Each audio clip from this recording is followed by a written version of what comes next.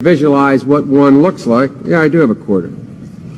If you have a piece of crack cocaine no bigger than this quarter that I'm holding in my hand, 1/4 of $1, we passed a law through the leadership of Senator Thurmond and myself and others, a law that says if you're caught with that, you go to jail for 5 years. You get no probation. You get nothing other than 5 years in jail.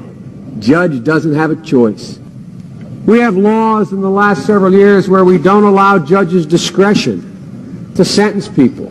Flat time sentencing. You get caught, you go to jail. We increase the penalties for those who sell or use. Increase the penalties. Increase them. There are 70 additional enhancements of penalties, i.e., you go to jail longer. Some people got caught up in situations that were very bad. I give an example of Mrs. Alice Johnson, who served 21 years, and she had, I think, another 25 or so to go.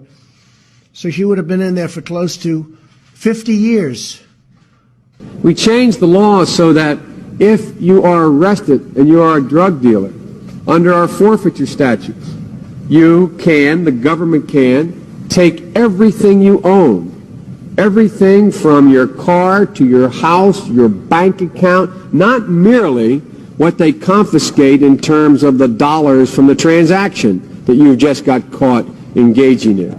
They can take everything. We want former inmates to find a path to success so they can support their families and support their communities. Crucial to this effort is helping former prisoners find jobs. When we talk about our national program to hire American, this must include helping millions of former inmates get back into the workforce as gainfully employed citizens. I am a supporter of the death penalty without the racial justice provision in it. 1994 crime bill, we had a gigantic epidemic in America of violence, particularly in African American communities. Among other changes, it rolls back some of the provisions of the Clinton crime law that disproportionately harmed the African American community. Another thing about how perspectives change over time. Bobby Rush, member of Congress, said the other day, "I'm ashamed that I voted for the 94 crime bill." You ashamed of that bill? Not at all. In fact, I drafted the bill, as you remember. I know that. I'm the guy that wrote this bill. Presumptuous thing to say, but I wrote this bill. My own little hands. That it was very disproportionate and very unfair. Without any conscience developing, because they literally, I yield myself 3 more minutes, because they literally have not been socialized, they will, or a portion of them will, become the predators 15 years from now. And Madam President, we have predators on our streets. And then they go and they have that stigma. They can't get a job. People don't want to hire them. They can't get that chance.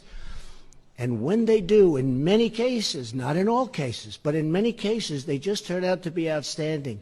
Again, it does not mean because we created them that we somehow forgive them or do not take them out of society to protect my family and yours from them. If only given the chance. America is a nation that believes in the power of redemption. America is a nation that believes in second chance. I don't care why someone is a malefactor in society. I don't care why someone is antisocial. I don't care why they become a sociopath. We have an obligation to cordon them off from the rest of society. And help former inmates get a second chance at life, and a second chance that many of them will really succeed at. They are beyond the pale, many of those people. Beyond the pale. We have no choice but to take them out of society. It's an amazing thing. Our whole nation benefits if former inmates are able to re-enter society as productive, law-abiding citizens. So you cannot make rehabilitation a condition for release. That's why in our system, there's the federal system, you serve 85% of your time. We also want more mental health services so released inmates can cope with the challenges of life on the outside. And some of those challenges are not easy. But they are in jail, away from my mother, your husband, our family. Nobody wins when former prisoners fail to adjust to life outside, or worse, end up back behind bars. It doesn't matter whether or not they were deprived as a youth. It doesn't matter whether or not they had no background that enabled them to become socialized into the fabric of society. It doesn't matter whether or not they're the victims of society. So I don't want to ask, what made them do this? For many, really, life outside of the prison is a tremendous struggle. I see it.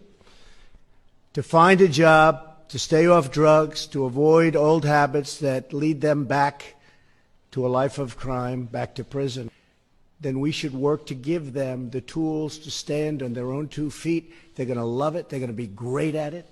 And the programs so that inmates can reenter society with the skills to get a job. We're developing more effective drug treatment so that former prisoners can remain drug-free.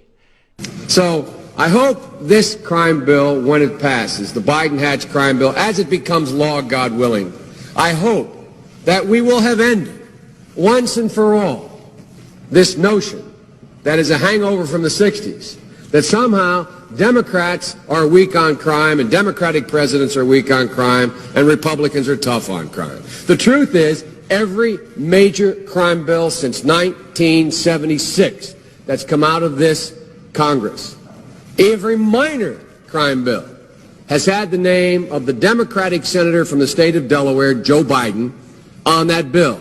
So Shannon, do you find it difficult to discuss race with white people? I do. Because Skip, if you talk all the way real about America,